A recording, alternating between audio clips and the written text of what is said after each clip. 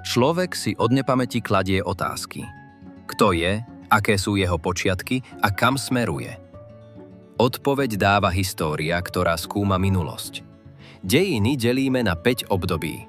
Pravek, starovek, stredovek, novovek a moderná doba. Pravek bol najdlhší.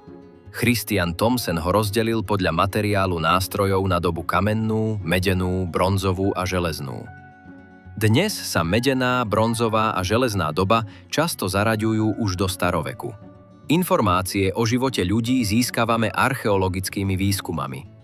Archeológovia objavujú pamiatky, kosti, rastliny, keramiku, nástroje, zbrane, šperky či zvyšky stavieb. Používajú tradičné aj moderné technológie, drony, satelity, radary, CT skenery. Minulosť skúmajú aj etnológovia, jazykovedci či kriminalisti.